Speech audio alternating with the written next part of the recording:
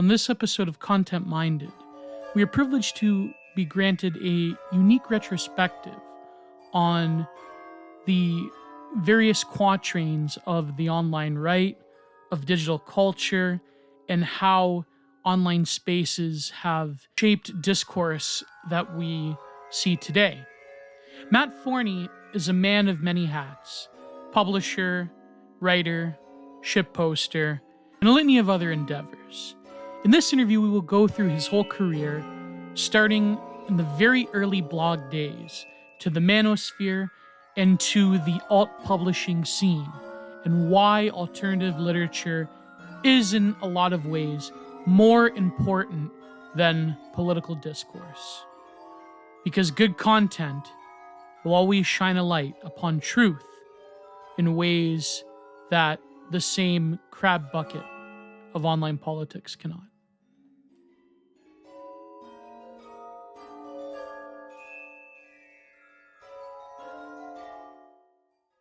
There we go. Press record. All right. I have Matt Forney here, Terror House Press. I put my introduction later because I feel like, if you're consciously aware of the audience, it's kind of stupid when it's just like two of us, right? But that's all right. Yeah. So how have you been? You're in, you don't want to give away your location. That's fine. Everyone knows where I am. For doxing and CIA purposes. Well, the three letter agencies, I assume, know where I am. I live in Mexico now. I actually a month ago got my my residency, so I'm here for the foreseeable future. Or until they kick me out. I actually, funnily enough, ran into a old reader of mine just randomly. He'll probably be listening to this. I was just hanging out with my friends at a steakhouse, and some guy comes up to me. He's like, "Are you Matt Forney?" And I was immediately paranoid and just asked, it's like, who's asking? CIA, NSA, FBI? He was like, no. It was a guy I'd actually met in Chicago when I lived there, about 7 years ago, and then it just came back, and he's like, "Oh yeah, this guy's cool." So we ended up. He's I think still on a road trip through Mexico for the next month. So we ended up meeting up a few days later. That was a pretty fun experience. So a ton of people I know in our circle are spending time down here, or moving down here semi-permanently, just because Mexico's one of the few countries where you can still live free. Mexico was during the incident that shall not be named, was one of the only countries that didn't close its borders. It didn't impose a lockdown. Yeah, that's right.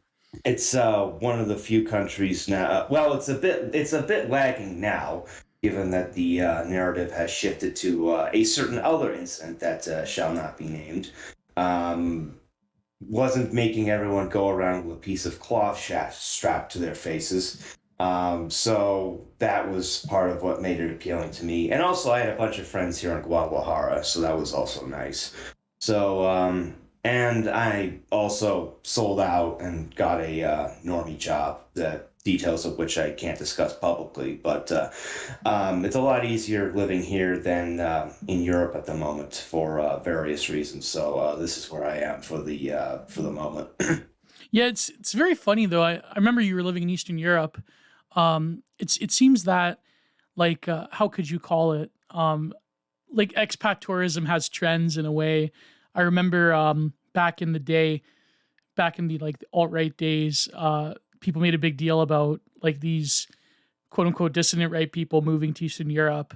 But I think now, the situation there is the situation in Europe as a whole has become immensely complicated. And I think as the current blue and yellow situation persists, by the time next winter, even in northern and, well, especially northern and Central Europe, things are going to get pretty bad.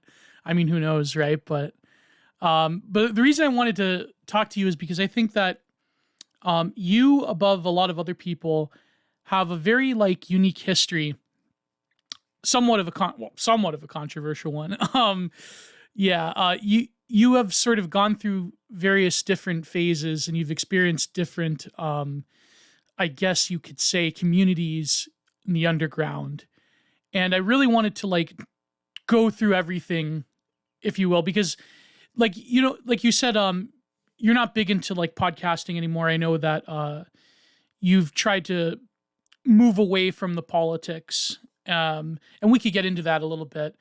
But let's just go briefly the very like beginning, because you were like one of the oldest of old hats.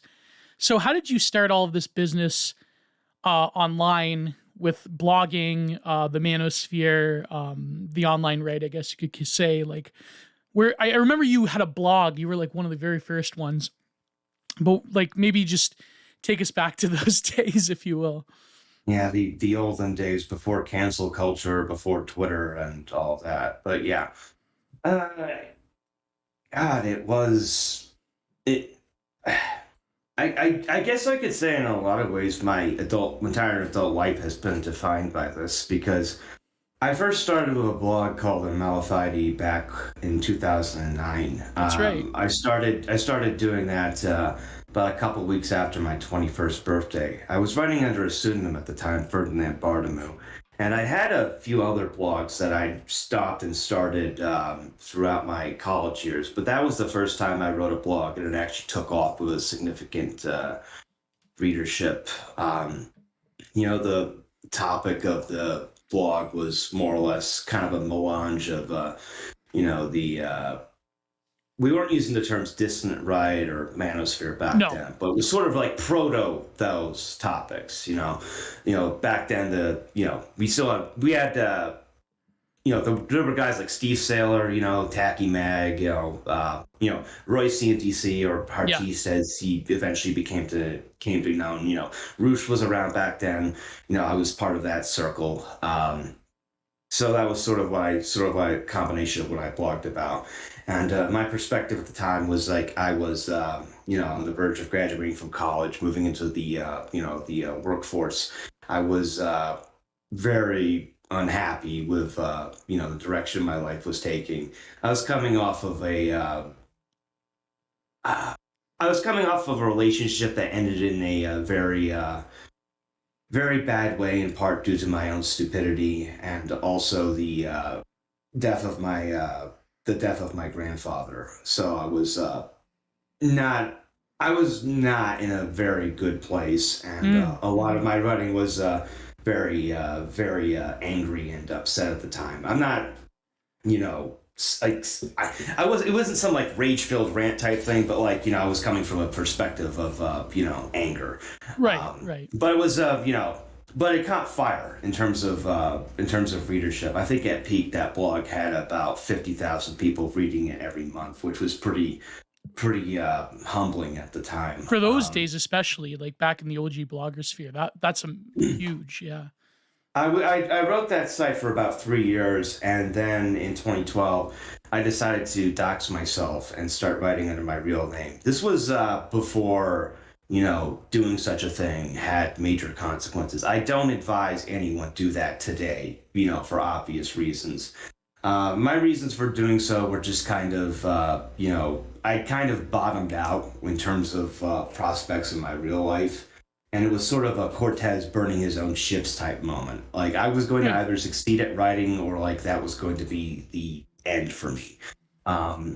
And I more or less did it for a while. I was kind of continuing with the same tack, manosphere type stuff, dissident right type stuff. And for a while I was making good money with blogging and, writing self-published books, which I since taken off. I've actually deleted most of my old work just because, for various reasons, but chiefly because I think a lot of it is inferior. But and also writing for other sites, such as if you remember Return of Kings, Oh yes. I was a columnist for them for a long time. I was a columnist for another now defunct website called Right On for a long time.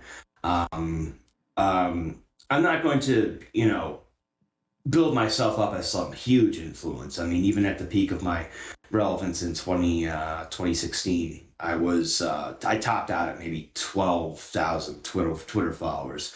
But a lot of my stuff, did have a major influence on people. I remember, Egg White telling me after we went on the Weekly Sweats one episode that my early writing was an influence on his music, which was pretty awesome to hear. Ideas that I introduced around 2009 2010, such as the eternal solipsism of the female mind. Yeah, I remember that one. Yeah. Those kind of just became cultural white noise, stuff like that. I've kind of and this kind of defined me. This was a big part of my life going basically throughout my entire 20s up until now. And since 2018, mainly what I've been known for is running Terror House Press, which is a apolitical literary press and magazine. Yeah, yeah. That's my history. Oh, yeah. I remember those days. I remember binging Return of Kings, and you had various books.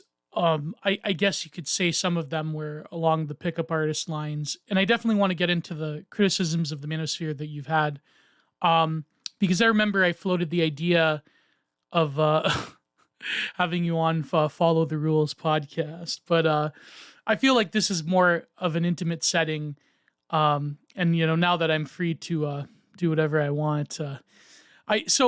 I remember in those days you, to be brutally honest, you achieved a level of infamy for certain things you've written.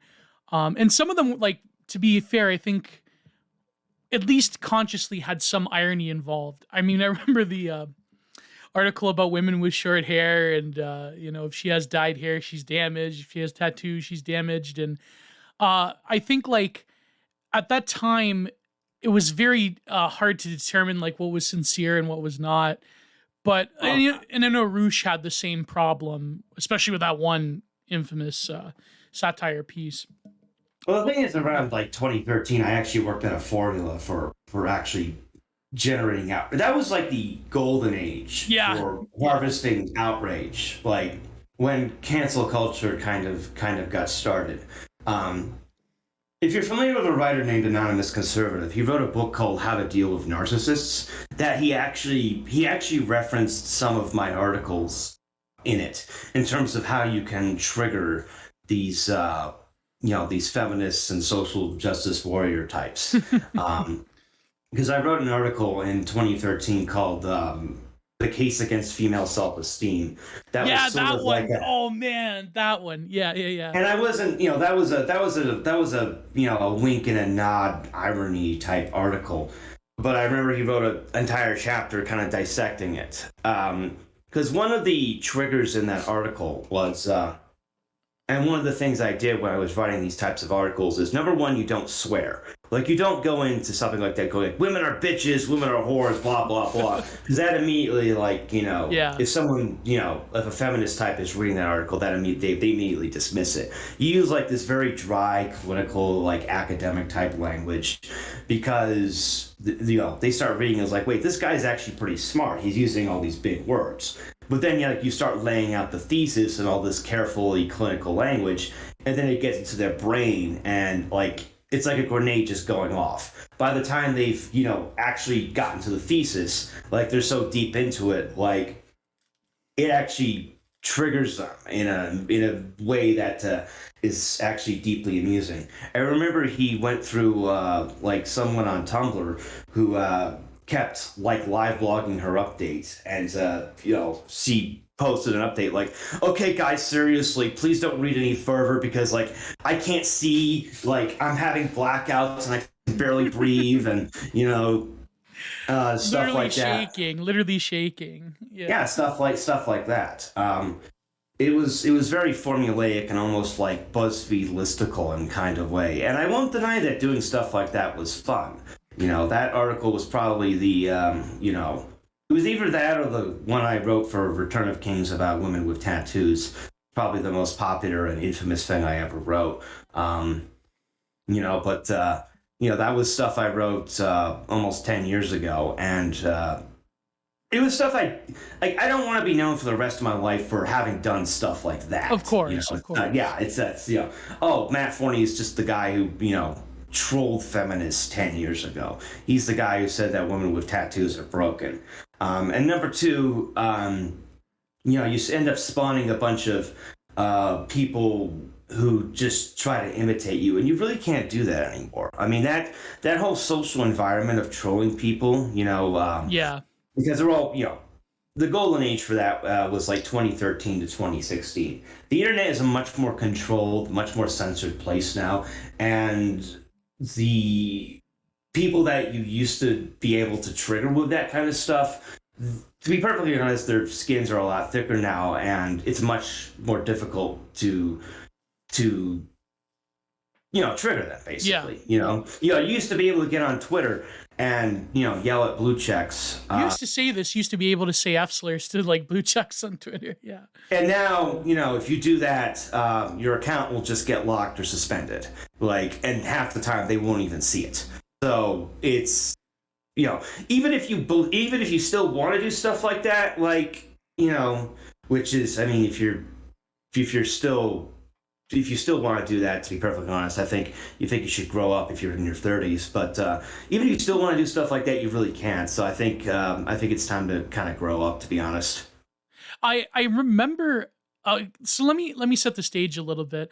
I remember back in when that article came out, I was more into the manosphere stuff. I was very good friends with Bernard Chapin, and he actually did a video on it. About the tattoo article, because I remember going to Return of Kings and reading the comments, and it got linked to a number of very popular feminist Tumblr blogs, and I think even it was referenced in Jezebel or something. And I remember you incurred the ire of, I guess you would say, the male feminist sphere, people like Dave Futrell. Like, this is a blast from the past. Like, this is years ago. I remember this, and I think I remember you were kind of like viciously attacked in a number of different ways. But then I remember there was a moment where it started to turn where the usual like feminist cat lady crowd wasn't like the main source of derision. It was almost as if I remember that moment when you turned against certain factions of the political right, then like stuff really started to like kick into gear, and you sort of cemented yourself in infamy. Well, yeah, I mean, by that time, the manosphere, as we, thought of it, was like already on its way out. Yeah. But I was getting progressively disgusted with it. I would, term the, golden age of the manosphere to be like 2009 to like 2012 in terms of, to get in a quick, plug for a Terror House book, I recommend picking up The Chronicles of Bronan the Barbarian by Matt Lawrence. You could buy from Terror House Press. He's Matt Lawrence is Terror House's art director, and he wrote that blog, one of the most popular Manosphere blogs during that era. He's one of my closest friends. In fact, I'm still friends with a lot of those, real-life friends with a lot of those guys. Because back then, number one, the manosphere wasn't, obviously, guys got into it because they were looking to, improve their success with women. But it wasn't a purely commercial venture or purely about, picking up women. No. It was guys who were, like, just trying to figure out how the world worked, Guys who, kind of, because the manosphere was kind of a gateway to figuring out politics, figuring out economics, figuring out, how to make more money, figuring out career advice, a lot of men's rights stuff, a lot of like fathers who were jilted by the court system. Yeah. Not even really that. I mean, some guys, the older guys, sure. But like, the guys I met fell through it were, in their like 20s and 30s. Or hell, I mean, I was a lot younger than that. I mean, I kind of discovered all this stuff when I was a teenager. So, which I think gave me a bit of a different perspective on it, and also kind of affected my mindset in a different way. So, and all those guys were like real dudes, but like any kind of, subculture or, movement or whatever term you want to use to it is inevitably going to attract, weirdos, stalkers, posers, etc. Yeah. And that's inevitably what happened to the manosphere. It got its own variety of people who were bullshit artists, people who were posers, who weren't interested in genuine self-improvement, who just wanted to sit around and theorize all day, who lied about the number of women they were sleeping with. You had all these weirdos who introduced all this weird lingo like, gamma males or sigma males, or I'm a level 6 sigma male, slaying women with my phallus of protrusion or whatever. Then you had the red pill women. Well, we use the term trad wives or e-girls today. The ancient. All these supposedly happily married housewives blogging in great detail about how they love giving their husbands blowjobs in between taking care of their 5 kids, yet they mysteriously have time to blog all day, and their husbands are totally okay with them talking about their sex lives in great detail on the internet to an audience of anonymous men. Very trad. Which was, deeply suspicious to me. And you see all these dudes talking about spitting plates and like, I've got 4 HB10s on retainer, I'm having so much sex, my dick is covered in blisters, yet they fall over themselves for these red pill women. Be like, I wish I could meet a woman like you. And I was getting progressively just nauseated by the whole thing. There was actually a little prank I pulled about 8 years ago. Yeah, I wanted to get into this. You pretended to be one of these Sophie Pelletier type of trad accounts that's probably just run by a man. Yeah, I made a blog where I pretended to be like this Christian housewife in a Christian domestic discipline marriage. Which, like, if you don't know what that is, Christian domestic discipline is basically it's biblical BDSM. Yes, pretty much. So this blog was just about how this woman gets like punished by her husband with spankings and butt plugs, and there was one post where she blogs in great detail about fantasy sex involving. Oh, I'm gonna have to censor that for you too. yeah. The RP word. Yeah. So. Yeah, sorry. No problem. Like, yeah. So, I remember you said the reason you quit. Oh, but yeah, go ahead. I'm gonna spoil it. You go ahead. Guys, guys bought this up. I was, they ate this up like crazy. I was getting like emails from simps like daily, and I also was using it to sell erotica ebooks on Amazon because. To make money, and because a little known secret of the erotica industry is that a lot of erotica is written by men using female pen names because the primary audience for it is women, and they're more comfortable buying books that are written by women. But I quit I had been planning to do this for a year, but I quit after 2 months because I thought it'd be funny to like trick simps. But it like actually made me feel like an asshole, also nauseated me reading all these emails I got, because the blog got very, very popular very quickly. But like I just didn't have the constitution to keep doing it, so like I quit after 2 months, and then I wrote a post on my own blog revealing the hoax. I remember people, they thought that like a lot of your critics, they had some like weird ideas that you did this for a fetishistic reason instead of trolling. Like this was always, I remember the time when you were being severely criticized by different people. It was always like, no matter what Matt Forney did, like he's a lol cow, he's serious about this, he's like projecting his own blah blah blah. Like it seems like people didn't they weren't in on the joke, if you will. People. What I found with people who hate me, like they start out with like hating you, and then they'll invent any kind of reason to like they invent the logic to hate me after they decided to hate me. Like no matter what I do, they're gonna find a reason, whatever. So I just ignore it. Like it doesn't really matter. But it is something though. I remember like one of the main accusations is that you were like a lily pad hopper, and like you grafted onto different movements. But I mean, like at the time, I think like there was there sort of always was a fluidity between, I guess you would say, the online right, or at the time the alt right, and the manosphere. Although there was some that resisted it. I mean, there's some people like you said, there was a lot of like freaks that came about. Like there was just some like really weird people with different vibes. Then there was people like that were just straight up grifters, or like they like counter signaled everybody. Like I'm trying to think of like, Paul Elam or something, someone like that. Like it was a very interesting and weird time. But like, would you say that experiencing all of these groups, was it a conscious thing, or was it that you would get involved with a certain group or a certain movement and you discover the sort of the flaws or the similar sort of characteristics that attract certain people to these things to begin with, right?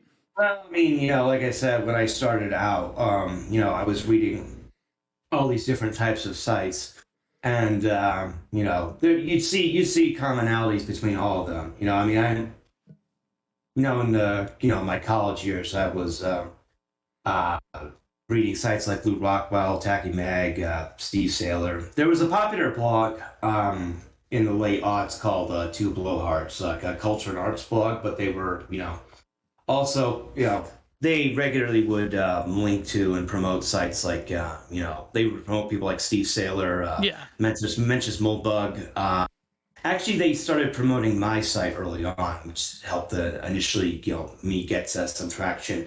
And I became friends with real life friends with several of the people running the blog. And the blog's no longer around. The people running it retired. But so there was kind of a nexus there. So already, obviously, there are going to be people who don't like, different sectors of it. But, that's, people always are going to have their particular tastes. There's always going to be some people who, well, I hate the term counter signaling. I mean, it's counter signaling just means disagreeing. There's always going to Yeah. be there's always going to be disagreement and whatever. But um, there to me it always seemed like a kind of a natural fit.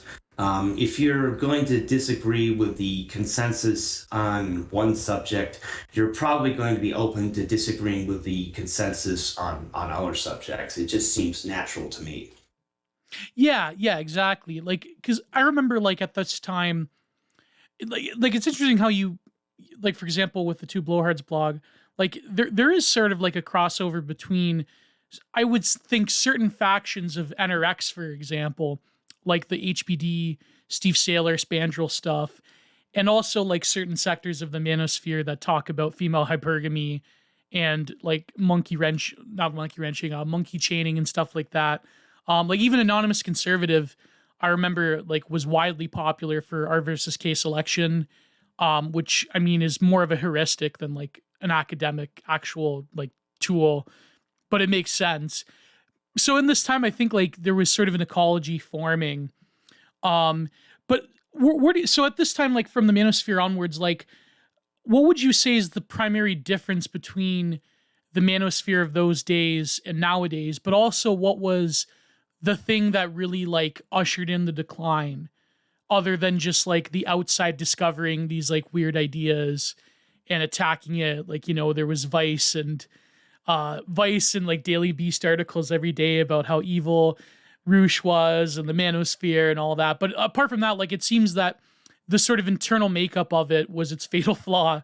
Yeah, so A lot of guys tell me that what kind of ended it was the meetup that Roosh had in Washington D.C. at the end of 2012. hmm. Guys who went there. I didn't go there because 2012 was defined by the idea where I decided to hitchhike across the entire country just because it was something I wanted to do since I was a kid. And like I said, this is around the time I started writing in my real name, and I decided to do something wild and crazy and blog about it.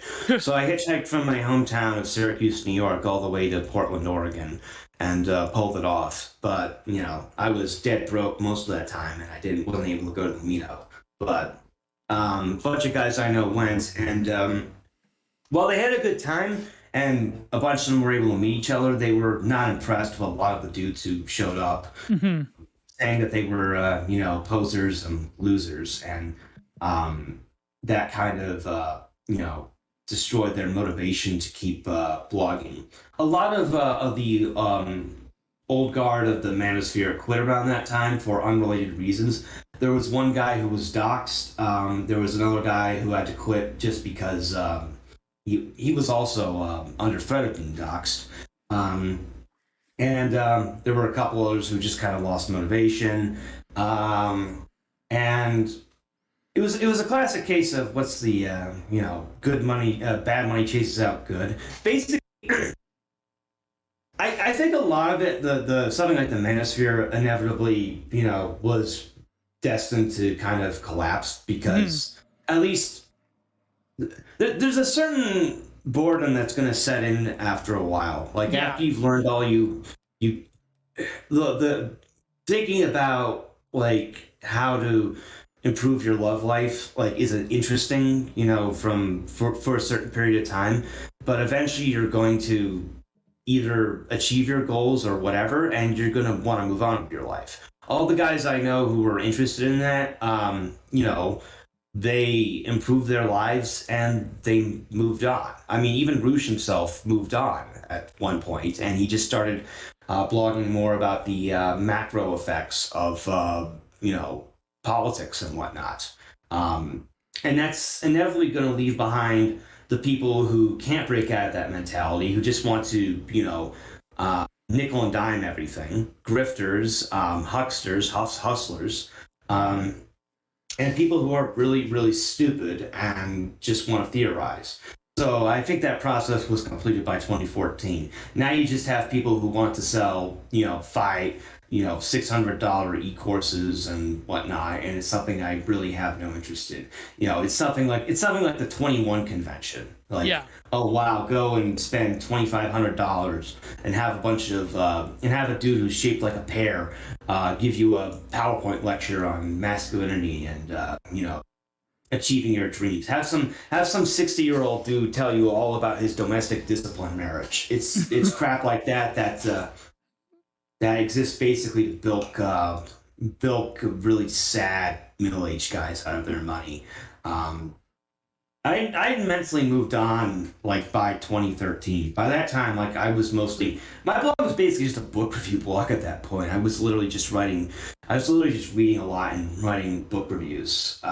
So like I said, it was, and another aspect of why the manosphere died is again a lot of what we wrote about in the early 2010s and late 2000s just became cultural white noise. A lot of it just kind of stuff. I mean, stuff like simp is just now mainstream. Yeah. That wasn't exactly a term we were using, but the concept of like beta orbiters and whatnot, like all that stuff is just part of the culture now. So in a sense, yeah, it died, but we also won in that all this stuff just kind of percolated down to the point where, my 65-year-old mother knows about it. So, like, that's a victory in and of itself. It seems that a lot of these concepts they percolate over time. For example, like the alt right, for instance. I mean, they like the alt right, Gamergate, the Manosphere. They seem to like have the same trajectory of the right wing never truly having like institutional support. I mean, who knows what will happen in the future, but certainly in terms of cultural concepts or meme plexes, they tend to like diffuse outward, even if the movement has long died. So like everyone knows what a simp is. Everyone knows what I don't know, like maintain frame or whatever is. Same with the alt right. Like everyone, like nobody's gonna go around and like call themselves part of the alt right anymore. And a lot of those guys, they either left or they were like banished to Telegram groups or whatnot. But like I mean, to the point where people are talking about that certain form of well, I don't know if I could say it on YouTube, certain form of like replacement of certain population, and other concepts of that nature, immigration politics and so forth. So they do have sort of like a lasting cultural power. Um, but why is it like I remember back in the day there was more diversity in the manosphere, and nowadays it seems to be the like masculinity expert by my course on it's funny, I was talking to Robert Mariani once, who was the editor of Jacobite magazine, and he had a brilliant term for it. He called it the male to male trans, the M to M. I actually think Mike Cernovich coined that. Oh, really? Okay, yeah. Um, what do you think of like the current like masculinity expert thing? Because Well, yeah, it's the easiest to sell. I mean, by far, it's the easiest to package into a course funnel. I mean, there's whole e-courses on selling course funnels. There's an entire network of guys who just sell. It's literally a pyramid scheme. Um, yeah, in terms of like guys on the next run. Here's how to sell your course funnel. Here's how to sell your course funnel and selling course funnels. It just percolates down to the next person. You're just with these guys selling the course funnel on how to become a more masculine guy. You're just seeing the first rung of it, and you wonder. A lot of these guys just aren't making anything. Like the guys, like I'm not going to name names no, because of course not. I just want to. I mean, a lot of these guys have done nothing to me personally. I don't wish any ill will on them, but a lot of them are living off of mommy and daddy, or they're living off of credit cards, or they're living off of savings from their previous job. Like, there's just too many of them going around, and the market for this kind of stuff is much, much smaller than it was 10 years ago. Like, if you got into this market of selling masculinity back in 2010, 2011, as late as 2014, you could have made a lot of bank. Guys like Victor Pride, made a lot of bank.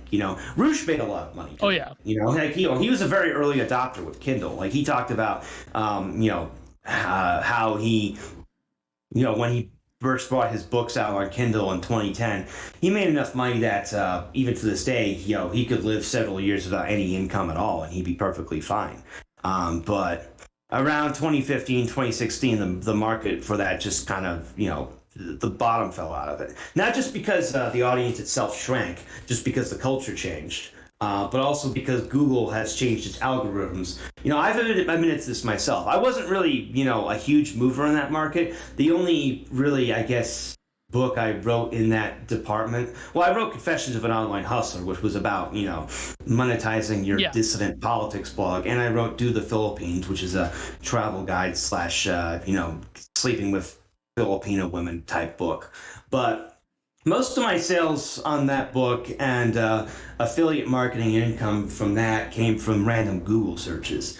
But after Trump was inaugurated, they screwed with it big time. Yeah, the algorithm, the Google algorithm just completely choked off traffic to my blog. So I watch like sales on all those books just completely crater overnight. So if you're getting into that now, it's very, very difficult. You're fighting for a much smaller over a much smaller market, and it's much more difficult to establish a place in Google search rankings. So I do not believe these guys are going around making the money that they claim they are. It's impossible, because I've been around much longer. I'm a much better known name, and I couldn't hack it, which is why I'm back in the workforce, working a job like some fucking bourgeois normie. Like at the end of Goodfellas, right? Like Henry Hill had to work just a normal schmuck, can't even I ask for marinara, can't even get noodles and ketchup, Soon enough I'll be dressing up in a suit again and commuting to work.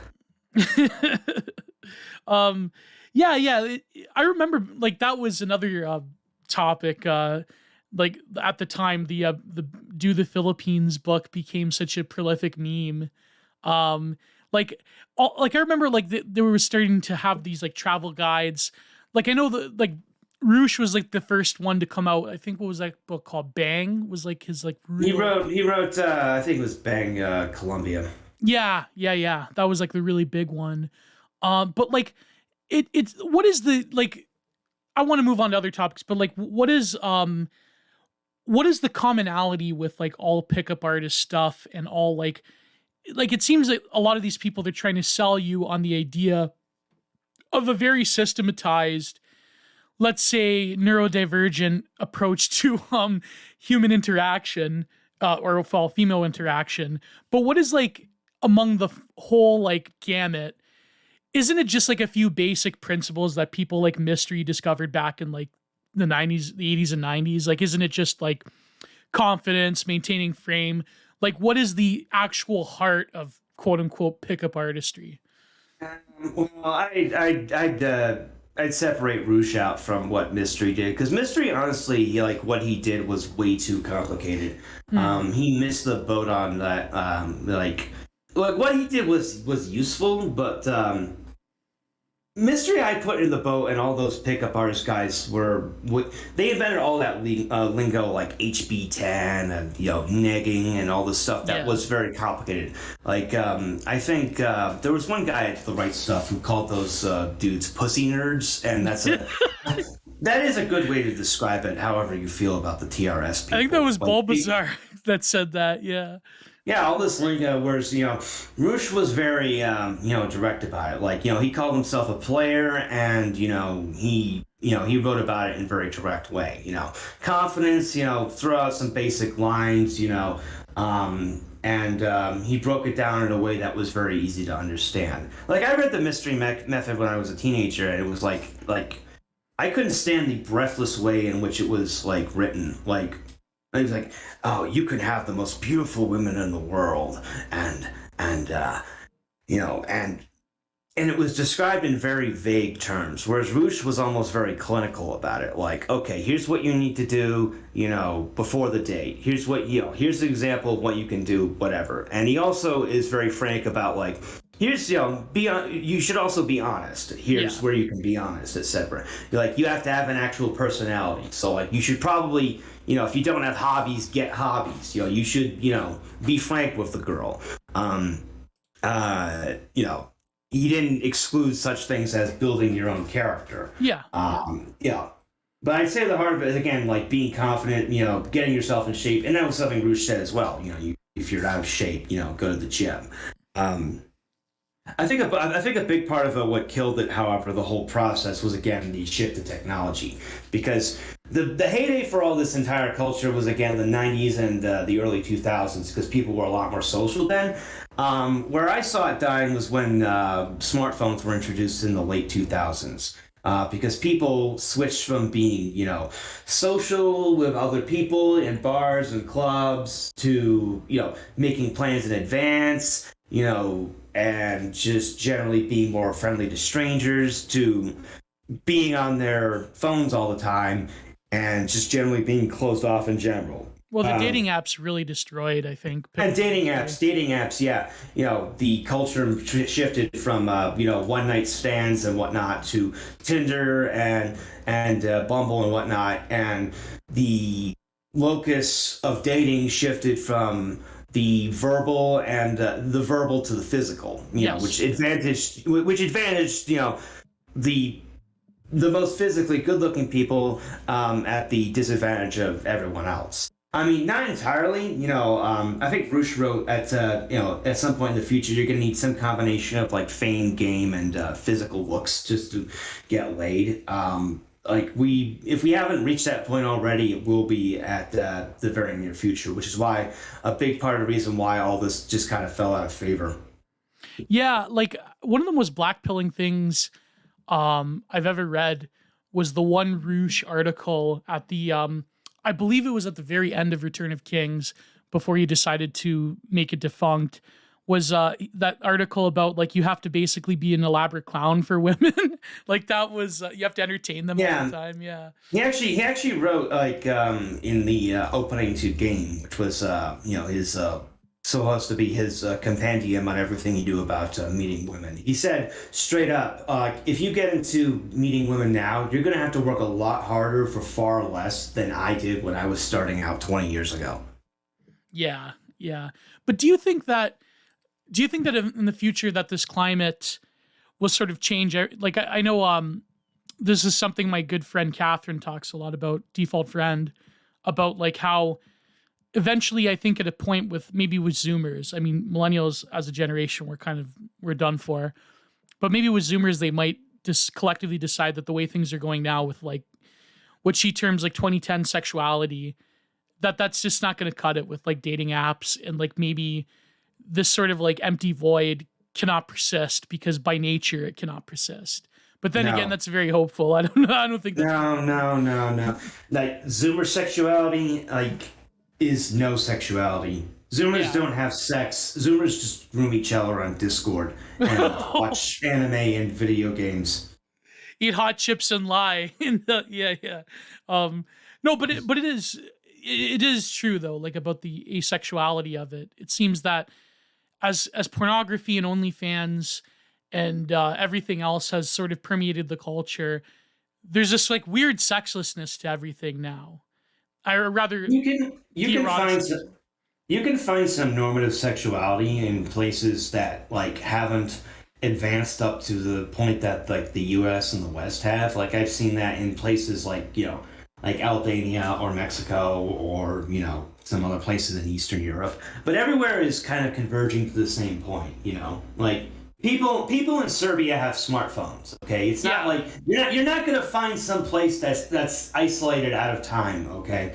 Like the you're not gonna find you're not gonna find some place full of trad wives, supermodels who will suck your dick and sing you a bedtime story. Everywhere is catching up, and also like truly trad women in these places aren't interested in foreigners anyway. So like yeah, yeah. Do, that's your black pill of the day, fellas. oh my god, that was a big thing though. Like back in the day, was like in manosphere circles and certain alt-right circles, it was like just moved to Eastern Europe, Geomax. Then there's other people that were more perceptive, like Stardust, for instance, who talk about like the limits of geomaxing. I mean, I mean, you can yeah, find a better quality woman there in most cases. I mean, yeah, don't get me wrong, but like, you're not going to find some perfect trad wife. You might be able to find a better looking woman there, or a woman who's more domestic. But again, you have to recognize you have to recognize, the flaws of that approach, and again, B, all these places are going to catch up to the U.S. at some point, some faster than others. Like Poland is already done for. Poland yep, was a place that people, praised endlessly. Poland has, I think, already caught up. I haven't been to Poland in a while, but I've seen more pride flags in Poland than in Warsaw than I've seen in any U.S. city. yeah. Especially nowadays. I mean, they have they're particular and like, I mean, let's face it, given their history, entirely justified ethnic hatred of that other Eastern European country that is currently in conflict right now. I mean, that's also driving them into the arms of like the GAE, like nothing before, like to the point where I'm sure like they'll even be willing to send their own to defend that other country who is a colony of the GAE. The blue and yellow country. So yeah, the Poland. I know my good friend Alex Kashuta says Romania is also like in the grips of being colonized by Western ideals, and yeah, for some reason, even communism couldn't have prevented them. The thesis that communism kept these countries in stasis from the more like hardcore versions of like international progressivism. But nowadays, I mean, that's a bit too hopeful. I don't know. Like, yeah. Um, but so yeah, I guess moving on, let's talk about the alt right then. You you were involved pretty early on in certain organizations, and what made you do the sort of transition to a more right wing, I guess, political worldview or activism? Because you actually did IRL activism. People don't know this, but you actually organized quite a bit. I So was well. yeah, I mean, it depends on your definition of activism. I never considered myself an activist. I was never involved in any organizations per se. Like I did journalism, yeah, but journalism, yeah, yeah, yeah, like I consider organizations to be like groups like Identity Europa or stuff like that. I was never part of those groups, but I went around covering political rallies and like for not like alt right rallies, but like I went to like 2016. I extensively covered the election. I went to Trump rallies, Bernie Sanders rallies, and stuff like that. And I did some political reporting in Europe on like the Hungarian election and whatnot. Even during the manosphere days, I was loosely affiliated with the alt-right, because again, the manosphere, and all these sectors kind of, intersected. In fact, when I was running in Malafide, Richard Spencer actually approached me to write for Alternative Right, the old That's website right. when it was being Yeah. started. Yeah. I I forgot what I told. I think I told him I'd be interested, but I never got around to it. But I guess increased my involvement around 2015, just because that was when Trump announced his candidacy, and I became a bit more interested. And also when I lived in the Philippines, that kind of got me more interested because that was my first experience really, being outside of the West for an extended period of time, and it got me to sort of appreciate the cultural differences between being in the West versus being in America versus being in a completely different culture. Yeah. Um, and I was excited by the Trump campaign. I was, by the way, he trolled the media and trolled everyone. Oh, we Um, all were. We and all I, were. Yeah. and I liked it. I liked his political positions, on immigration, obviously, but also like the mainly. I particularly like his position on free trade, which is something that doesn't get enough attention, because I grew up in Syracuse, New York, which for those who aren't familiar with it, it's a dead center in New York State, upstate New York, about midway between Toronto and New York City, Yes, that's right. right on the edge of the Rust Belt. It's a industrial city, or at least it was. The economy there was for the longest time basically fueled by General Motors, Carrier, and an Air Force base. And like a lot of cities in that region, when the two main employers left, GM and Carrier, the city basically fell into ruin. And of course, the Air Force Base, was a major employer during the Cold War. In fact, Syracuse was noted by the Pentagon as being one of the top. I can't remember if it was top 10 or top 20, but it was one of the top most likely cities to be incinerated in a nuclear exchange with the Soviet Union because it was that important to the to the military. But in the 90s, the base there was downsized due to the Cold War ending. So all three major employers basically flew the coop, and now it's an extremely poor city with about a third of the population living in below the poverty line. Everyone with any kind of brains or ambitions, leaves the city. I have, when I turned 18, I went away to college. I haven't lived there since, ever. I only visit when I'm visiting family for the holidays. Um, it's a city that got completely destroyed by NAFTA and free trade because GM and Carrier and all the other factories picked up and moved to Mexico and then later to China or Vietnam or wherever.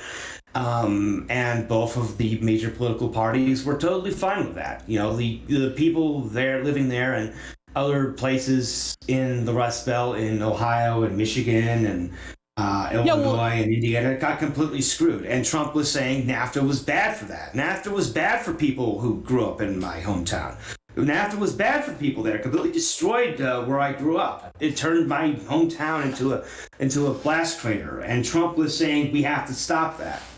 well, We yeah. have to I mean, bring the jobs back. like even down south a bit more in New York. I mean, Niagara Falls, New York, say no more. Buffalo, even my part of Niagara Falls on the other side in Canada. I mean, we used to be the heart of the paper mill place. Like everyone that my father grew up with worked at the paper mills or the Exelon. Oh man, I shouldn't dox myself that hard actually. If someone, but yeah, it's like post industrial North America. I think that was, like you were saying, an impetus of the Trump presidency. And it seems that the whole like meme culture around the specific parts of the Mexican border, like, build the wall 10 feet higher, like that, the actual real world economic implications of things like NAFTA, for the first time being a part of the pantheon of, issues on the political right, at least since Ronnie Reagan and like, free market fundamentalism. That was a huge development.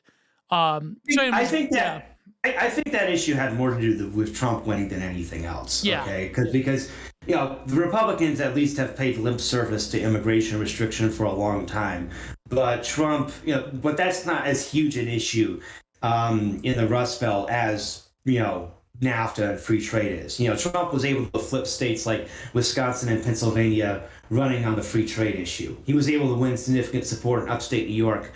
He didn't win the state, obviously, but he was able to. Yeah, but a Republican flipping Wisconsin, that was huge. That was a big deal. He was the first Republican to win the state in 30 years because of the free trade issue. But to kind of go back to the main issue again, I was I was interested in and again aligned with the alt-right, appealed to my sense of trolling and liking to piss people off. Yeah. Particularly conservatives, honestly. Honestly, trolling conservatives and people on the mainstream right was way more fun than trolling the left because they got way more offended. Getting on Twitter and going after someone like Ben Howe and telling him that he enjoys, sucking another man's cum out of his wife's pussy with a straw. Oh God, I think I remember those tweets. Yeah. Sorry, go ahead. Or telling some other lady that not to stop taking HRT because then her vagina will morph back into a penis. That was good stuff. Can you do the voice now that we mentioned his name? He's not doing too well right now. Can you do the voice? I'll never get this out of my head for as long as I live. The Richard Spencer introduction there. What, you mean Richard Spencer? Yeah. Oh, that was when you used to do that on your show. That was amazing. I could see why you would want to distance yourself from certain things. I mean, you've distanced yourself, I think, from your early writing, and I know recently you've sort of made statements to that effect of going your own way in terms of going out from under these spheres that you were a part of. How do you view that?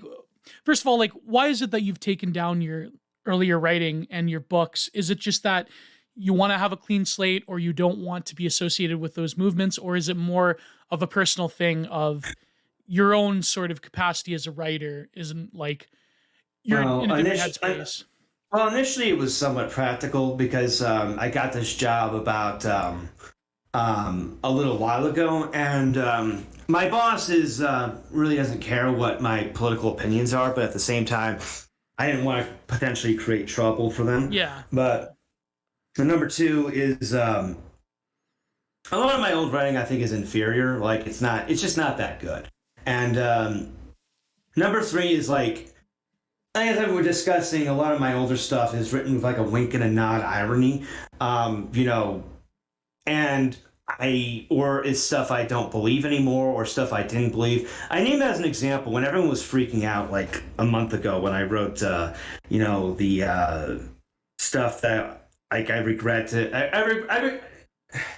I was sincere when I said I regretted some of the stuff I regretted about saying about gay people. Yeah, and I was talking specifically about the article I wrote in 2017 where I said that the victims of the Pulse nightclub shooting deserved to. That was a sick. Oh God, you wrote that? Oh, that was a sick and depraved thing to say. I posted a tweet thread clarifying that, and people were going after me without understanding the context, and I didn't even believe it myself at the time. I mean, I'm ashamed to admit this, but for at least the first half of 2017, I was trying to get back in the alt-right's good graces by trying to, I guess, distance myself from writings that had annoyed them, like my stuff about the Philippines, etc., which was embarrassing because that's not how I had lived my life. I'd always been kind of an iconoclast, didn't really care, whatever. Again, it was high school bitch shit where I was trying to suck up to what I thought were the popular kids, and that was part of that. It's trying to be more right than the alt-right, and that was one of the many articles I ended up deleting. And that article has caused more trouble for me than anything else. I got raked over the coals for it by a bunch of people. I still get raked over the coals for it. And the people who went after me for it, frankly, are 100% right. It's absolutely sick to say that a bunch of people who got deserve to die. With the other stuff, I'm not interested in dying on the hill for a bunch of things I wrote in my 20s and I don't believe anymore, or that I just wrote to troll or whatever. Yeah, you know. yeah. Well, I mean, if there are people who got value from something I wrote in my early 20s or whatever, I mean, I'm happy that you did. But like, it felt good to just kind of put the hit the delete button on all that. And of course, the internet is forever. I mean, if someone wants to find something I wrote years ago that I deleted, they probably can dig it up somewhere. But like, just kind of getting all that off the internet for a fresh start felt good. And I also took all of my old books out off the internet because like I took a whole bunch off the internet in 2017 just because I felt they were inferior, and I took the rest off the internet last year. Like, Do the Philippines was like the last one to go. That one had a more practical. Taking that off was also more practical just because I used to have a lot of guys asking me for advice on visiting the Philippines, and because I had like inadvertently positioned myself as an expert on the subject, and like, look guys, like, I went there in 2014. I have no intention of ever going back to that part of the world. I mean, it was fun. If you're planning on going there, I hope you have a good trip. I really have no idea what it's like now. And in fact, there's now a whole bunch of other countries I've lived in like for longer than the Philippines, like Mexico, Serbia, Hungary, Armenia, Bosnia, and not writing books about any of them. So, yeah. But it seems like what are sort of the things that you've really changed your position on? I know that you were talking about, I believe, like some of like the real like nasty and disgusting things that a lot of these manosphere people were writing about women in particular, and like a lot of that stuff, I guess, even if you like still believe in sort of like the actual truth about like male and female sexuality or whatever, there still is like just, I think, like a sort of like a bad vibe that you project out into the world by like being like a hardcore unironic misogynist. And I think like there is something to like, there's something to be said that after a while, these sort of spheres became like an echo chamber cauldron for just negative sentiments. And instead of like men working through their issues, instead they're just amplifying them. And I think like, I mean, we can talk about the incel discourse as well, but is that what you felt about like the manosphere in particular, that it just became like bad energy, if you will? Or yeah, it became very negative energy, particularly I don't really agree with the concept of that sleeping around necessarily fucks a woman forever. For some women, yes. But I don't necessarily, and for some men, yeah, it does. I don't necessarily believe that sleeping around destroys a man or a woman's ability to pair bond, because I did successfully, become a very emotionally intimate with a woman not too long ago, long after both she and I, in terms of the number of people we'd slept with, biologic, we should have been unable to. Right. I don't necessarily. I mean, it's not likely to happen, but it can happen. There's a propensity, of course. I don't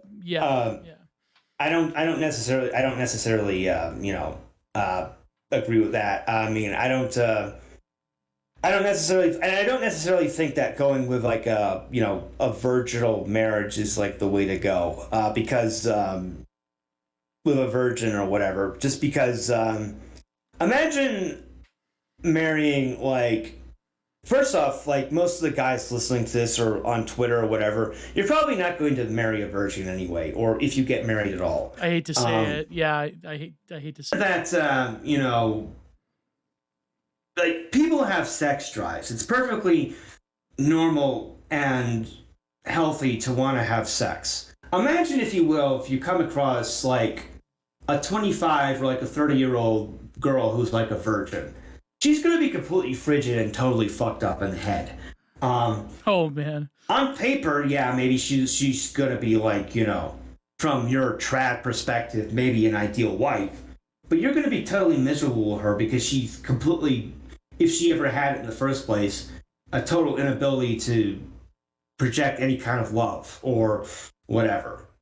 I mean, I was in a very brief relationship with a woman who admitted to me that she didn't lose her virginity until she was 24, and she was she ended up putting me in the friend zone afterwards. But I'm happy for her now. She's married with 2 kids to someone else. But I think I think I think a lot of guys would be a lot happier if they kind of obviously you should have standards. You shouldn't go and fucking settle down with the next insane person you run into. But I think it would be helpful if you kind of relax your standards a bit.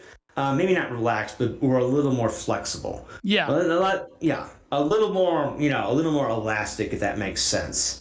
Do you feel that you're sort of, have you reflected upon like your relationships with women, and do you sort of, are there things you regret, like the sort of the pickup artist lifestyle, or is it that regret is a sort of a bad word for it and it's something deeper? Like, do you sort of still have intentions to find a woman and get married and have children, or is that sort of passed you by, if you will? Well, I mean, I've never considered myself a pickup artist or calling myself that, which Right, is right, always right. funny because people call me a PUA as an insult. I mean, I always thought that term was dorky and nerdy as hell. I mean, I'm just a guy who goes through life, and I used to, ironically, identify as an alcoholic, but I'm more of I don't know what the hell I am, but. My view on the whole marriage thing is like, if it happens, it happens. That's great. Like, if it doesn't happen, I'll probably be fine either way. I don't know if I really detect any sort of like resentment or bitterness, which is, I mean, usually par for the course. I mean, I think it's very funny, like a lot of these spaces, like the manosphere in particular, like resentment is obviously like the one extreme. The other extreme, of course, which I mean, I'm more familiar with, if you will, is like the other side, which is like the lack of experience and the sort of like incel bitterness. Like that's a different type of resentment than being jaded by women. But you've had like some, you've had like some pretty fucked up experiences with women from what you've said publicly. But I mean, it seems that you persist on like, like you're still persisting on, and it's like you're not consumed by the bitterness of it, which I think is like, unfortunately. Well, I was bitter about some of these relationships for a while, but Yeah. the realization I had was, well, you have to reach a certain point of self-awareness where you realize that your own actions brought you to this point. And also, I mean, one of the realizations I had was that, like, women with BPD in particular, I want to focus on that just because that seems to be like the mental disorder that, surfaces most frequently in women I'm involved with. Yeah. Like, they're not like soulless monsters. Yeah, they're abusive and you can be abusive, manipulative, all of that. But, like, they have, desires, feelings, hearts that can be broken. In the case of this particular woman, yeah, she was abusive, manipulative, she gaslit me, but she had positive qualities. She was funny, smart, we got along, we became very emotionally intimate. I did love her. I believe she loved me in her own fucked up way. And I was, obviously not to the same degree, but I was abusive and manipulative towards her. I did end up doing something that was very cruel towards her that over time ended up killing our relationship. And had I not done it, it might have meant the difference between going away angry versus just going away. And that was also part of my introspective process.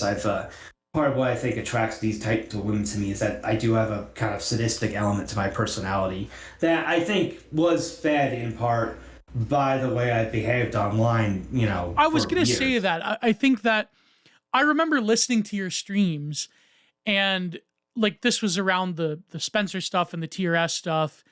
I don't know, like, do you have, you don't have any ill feelings towards TRS nowadays, I'd imagine. Like, I don't really care. I mean, like, Yeah. like all that stuff's in the past. Like, I wish Yeah. them well. Well, I don't know if I wish them well, but like, I don't wish anything bad on them.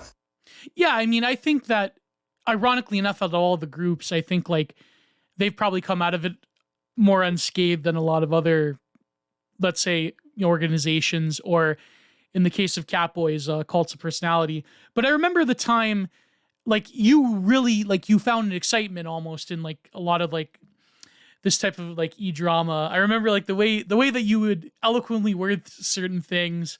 Like, it was very like, you could tell there was you could tell like there was sort of a personal animus there. And you do sort of have like even like being honest with the fact that you do have this more vicious side to you.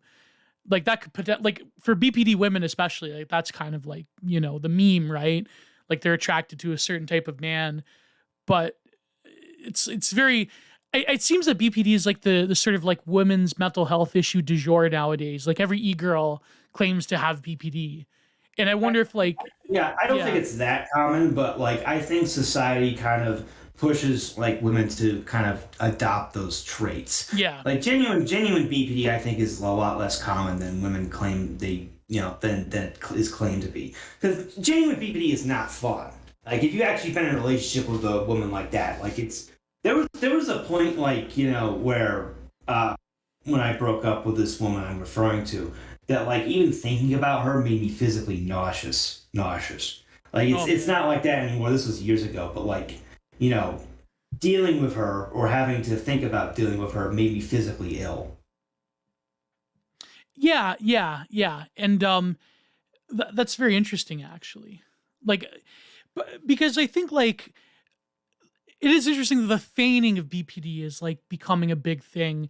And I think in a way, the internet presents like certain, I think, opportunities to express certain behavioral patterns that we normally wouldn't have, like in quote unquote meat space.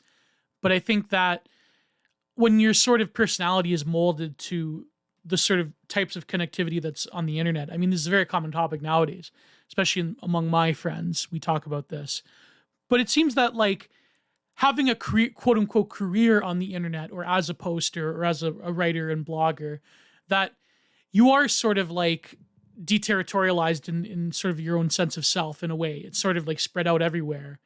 Um, and I could see how women, like with you, like what you're saying is that if you're giving a woman a window into like a deeper part of yourself, that a lot of men don't have that because like, they're just normies or they just lurk or whatever. I mean, that's can be very powerful. That could be a weapon against you. And I often wonder about this myself, right? But yeah, yeah. So maybe we could talk a little bit more about women, but I wanted to get into also your career in writing and promote and alternative publishing and what inspired that. So you started writing book reviews and sort of like more literary stuff. What was sort of the beginning of that? What was the impetus of that? Like, what sort of tradition of writing are you more a fan of, and what compelled you to start writing book reviews? That, and eventually, like, what's the story behind Terror House Magazine? Publishing Well, I now, but mean, magazine, but publishing. Yeah, yeah. I like when I started out, like my ambition was never to become like a pundit or a blogger. I mean, I don't think that's anyone's ambition. Nobody, no kid who's reading books as like a sixth grader is like, I'm gonna grow up and be a blogger. Maybe I'm gonna be nowadays, I don't know. I'm gonna be like Michelle Malkin. I'm gonna grow up and have a Substack. Like I want. Yeah, I'm gonna be I wanted to be a novelist or something. Well, I right. didn't I didn't intend to be a poet either. I mean, that's just how it kind of ended up. But like when I was a teenager, I read a lot of I read a lot of Bukowski. I read a lot of Hunter S. Thompson. Mhm. I read a lot of Richard Brautigan and stuff like that. I went through a libertarian phase like every other dork. My mom had a bunch of Ayn Rand paperbacks. I read through all those. I thought objectivism was the shit until I lost my virginity, and uh, Yeah. then I discovered The Exile and Mark Ames and John Dole, and I read Louis Ferdinand Celine and Philip K. Dick and a lot of writers like that. So I'd say those were huge influences on my style. Yeah, I And I guess they wrote call book. them bro lit now. Is like that's the term for like, Uh, Polachuk and Norman Mailer, stuff like that kind of American tradition. But yeah. yeah, Mailer sucks, uh, but yeah, I mean, writing book reviews was something I did even back in the IMF days. Whatever I was concentrating on at the time. Uh,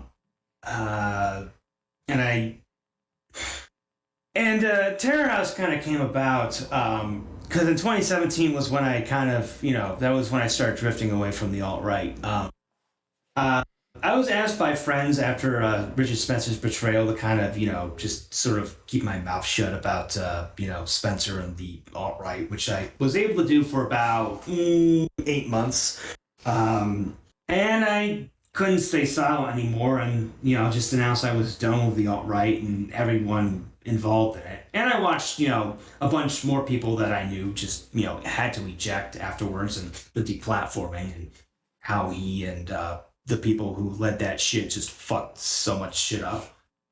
And at that point, like, I was just financially decoupled from the alt-right as well, because again, I was doing freelance writing for a living.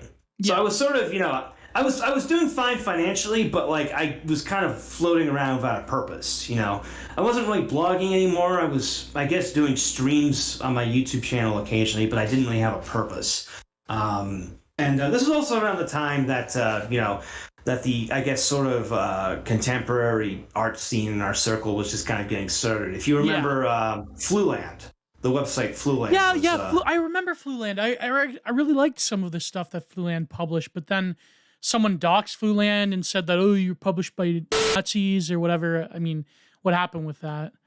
Yeah, I mean, the guy who ran it had shut it down a couple of months after this point. But Fluland proved that there was an audience for this kind of work. Yeah. So I figured it would be a good opportunity for me to kind of step into the void that they had left. And unlike, the guy who ran it, I wouldn't have to worry about getting doxxed or anything like that. The challenge for me then at that point was A, getting financing, and B, what would I call it? A was solved by the fact that I had just gotten a new freelancing gig, and B, I was living in Budapest at the time, and I was just walking around one day.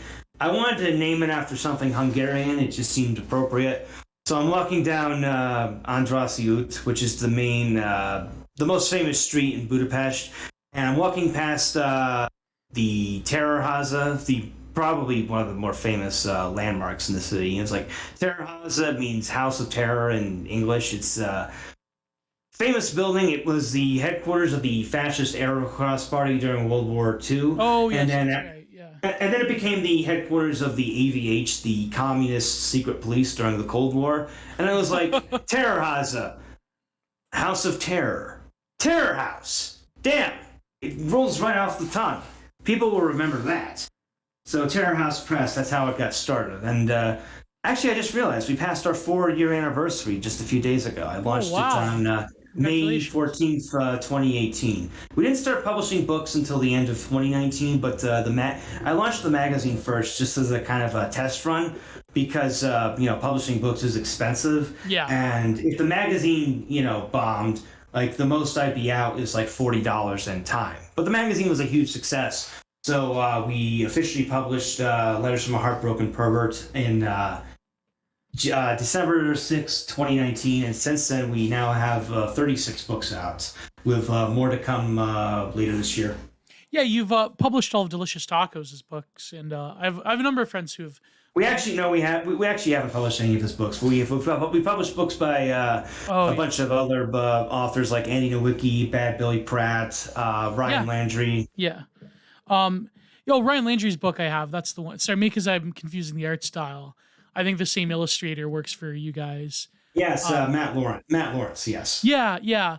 Of course, my good friend Billy Pratt. Andy Nowicki's still around, because I remember I used to read his, what was it called, altright.com or alternative right blog. Is he still around, actually? Wow. Oh, yeah, he does a regular... He does a regular YouTube channel. He has a Substack now, and he's actually returned to writing novels after a several-year hiatus. We actually have pretty much his entire back catalog of books that are that we've been bringing out as well. Because most of them are out of print. Yeah. Like he had been published by Countercurrents and several other publishers that have gone out of business. We actually have our next book, our 37th book, is going to be out on June 3rd.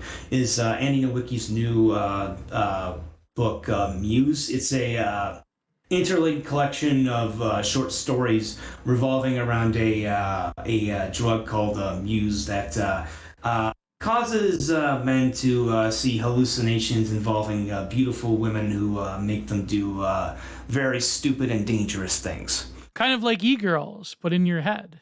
Yes, yes. E-girls in your head. Yes. So look for that on June 3rd. Muse by Andy Nowicki. I remember Andy, he would publish in different places. I remember before the guy. It's funny though because my former, I can't say co-host because I technically wasn't a co-host. My former associate knew the guy that published or was the head of disinformation, disinfo back in the day, and I remember Andy actually published an essay about natural aristocracy. I think it was called in disinfo, and like usually disinfo was like the sort of like Gen X, like kind of like Vice magazine, like Gen X edgelord, but like of a particular like lib variety, and it was had a lot of great stuff too. But I remember he set the cat among the pigeons when he was picked up by disinfo, and I think the guy ceased production. Like a lot of these like iconic, like internet driven like alternative places publishers, they periodically go by the wayside for one reason or another. But like what is the challenge? Is it just like the interest of this type of literature? Like what are the main like challenges to like internet publishing? It's usually money. Like I know like in the case of Nowicki, well, and his works have been published by a bunch. Like if we go for like the original run of books he wrote from 2014 to 2009 to 2014, at least two of the publishers who published his works like went out of business. ER Books and Black Oak Publishing. So we were able to. Three went out of business. Hopeless Books also went out of business. So we were able to pick up the contracts for all the books published for those.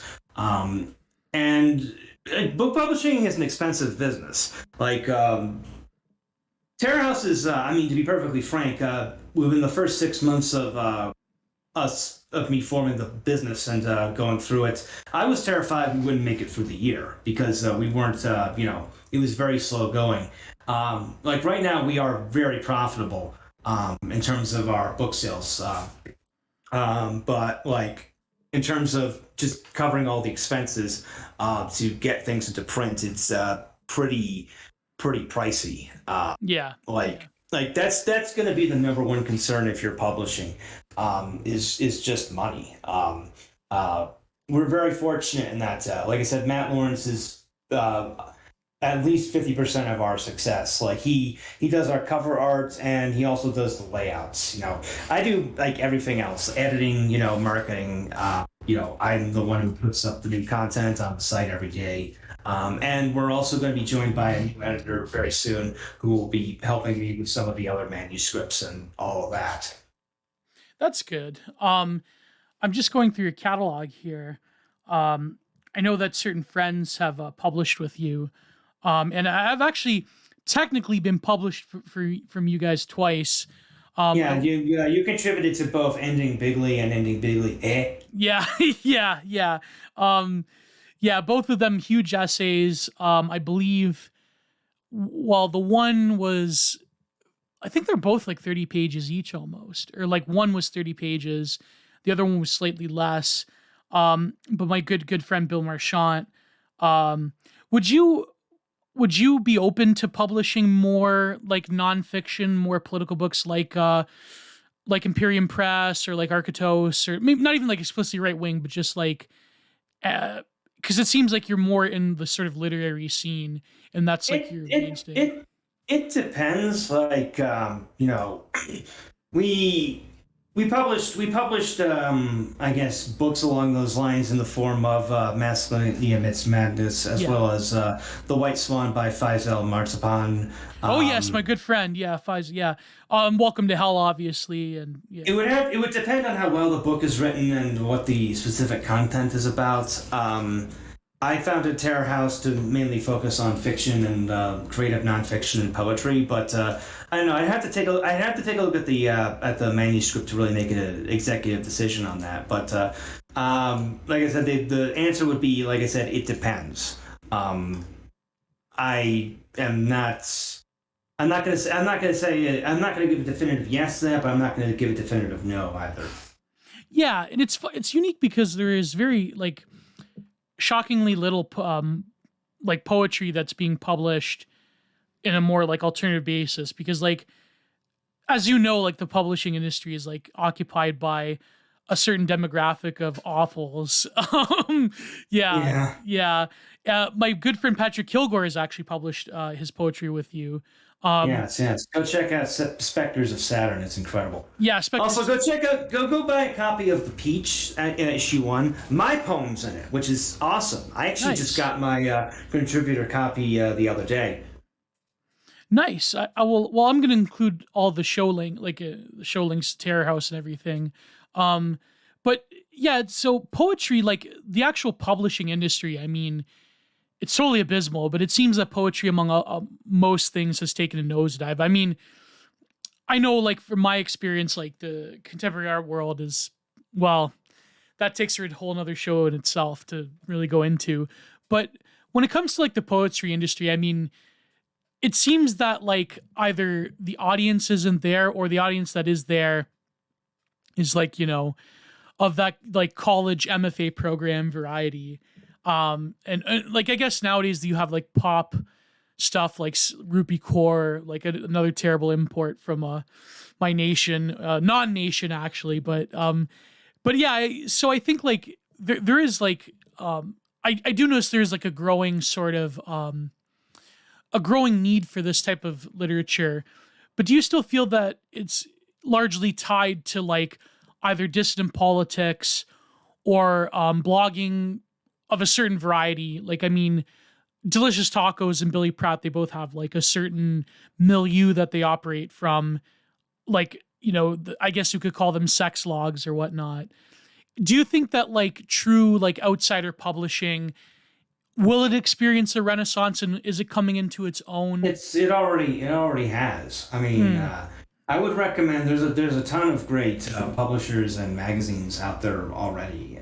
We're seeing huge growth in this market, and we have been for about 2 3 years now. I mean, I can throw out some like other sites I recommend you and your readers check out if you're interested. Um, Yeah, sure, uh, sure.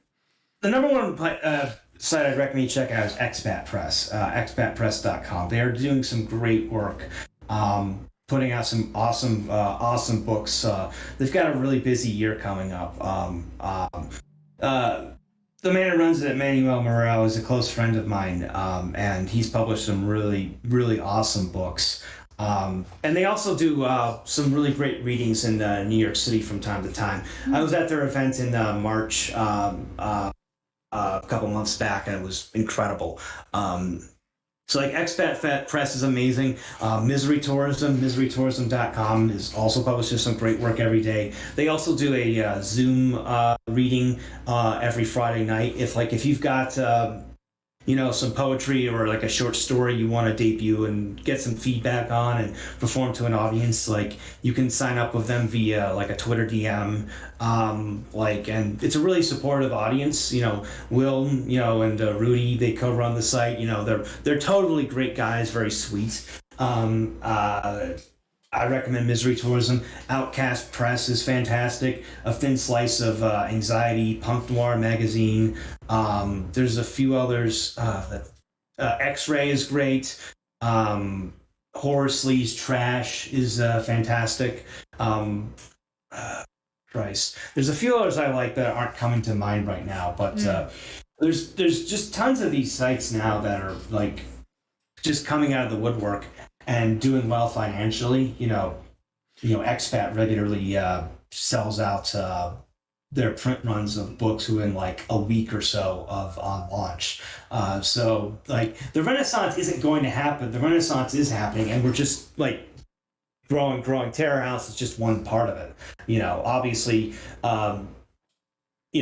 these sites always have different come from a different side of the tracks, as it were. But Yeah, we're all yeah. in the same collective of outsider literature, people who care about quality first and foremost, and aren't trying to push an agenda. Hell, I mean, I've talked about this somewhat publicly, but Terror House is going to be doing in-person events down in Guadalajara soon enough. Yeah, I was gonna actually ask you if you were willing to like do poetry readings and to do like public events. Like that would be it seems like to create like a certain brand around alt publishing, that those sort of like underground DIY punk sentiment is always in the background. Well, Um it'd be more difficult to do a DIY type event. Like that's more of expats thing, and yeah. I love that a lot. But like I'm in Mexico. Like you can't get people to come to Yeah. Mexico, spend $400 on round trip airfare on short notice for a DIY type event. Yeah, you got to go all out. You got to have a mariachi band. You got to have fireworks and catering. You Yeah. got to make it worth their while. Like it's less DIY and more like all inclusive fucking resort vacation. But we're very close to getting something like that together. So Wow, that's impressive. the details will be available, soon enough. Like I've had a bunch of other stuff I have to get out of the way, but like we even have, like you'll hear about it soon enough, everyone. But it will happen. It absolutely will happen, 100%. Are you gonna have E-Celeb boxing? Like, is Ethan Ralph going to box Andy Worski at that event? Or no, I'm kidding. I'm kidding. That'd be something Well, else. the venue where we're having it did actually have a boxing event, so I There mean, you go. it's not impossible. I hope there could be some. Maybe you could cut a deal with AAA or CML to get some luchadors there. That would be fascinating. I would actually. My country lets me out, then I would go to. I'm a big fan of Mexican wrestling, as you could tell. But yeah, I wanted to ask you a few more things about the literary side. Like, yeah, it is quite interesting. I know that me and Catherine, we were talking about this once about it seems like a lot of the 2010 stuff, the quote unquote confessional writing, that's sort of like come and gone, or like a lot of those people were colonized by like the big like journalist slash literary people. Um, like it seems that cultural moment's behind us because now there's so much risks with quote unquote confessional writing, but like you still have people that do it. Um, would you like venture into that, or is that something that's sort of like a millennial thing that's like sort of like a miasma, and like the cultural I relevance mean, of a confessional is sort of come and gone? um, in a sense, I am with my book. I mean, my book is not going to be autofiction, a term that I hate to a certain extent because Mm. it seems to exist just because Zoomers can't pronounce Ramana Clef. Um, but like, I think there's still a place for it, but I do think autofiction is better than writing like a straight memoir because Yeah. like you can write a story that's rooted in something that happened to you, but you can elongate like the funny parts. You can cut out the parts that are boring. You're not limited to just reporting what happened. Yeah. Yeah. You can, because you're not limited. You're not limited to the truth. Yeah, like You can Gonzo avoid in a you. way. Yeah. Yeah, you can avoid the problem. You can avoid the problem of like your memory failing you and having to stitch parts together. You don't and you can there's shit like what James Fry did in fucking aughts where he plagiarized Eddie Little and tried to pass it off as a true story. Oh Um, yeah, yeah, yeah. Um, but by the way, go check out Eddie Little's novels, Another Day in Paradise and Steel Toes. Those are fantastic. Um, uh, uh, Louis Ferdinand Céline was basically a pioneer of autofiction, and half of the good novels of that came after him basically stole his style, going all the way up to Michel Houellebecq. Um, the poetry chapbook I'm working on is more straight fiction, but like it is inspired, like at least parts of it are inspired by things that have happened. But like I'm trying to keep a sort of distance, but I'm not simply reporting on things that have happened to me. Like I'm trying to establish like a mood, a theme, a deeper truth beyond simply dryly reporting on details of my love life, as it were, or my drug usage.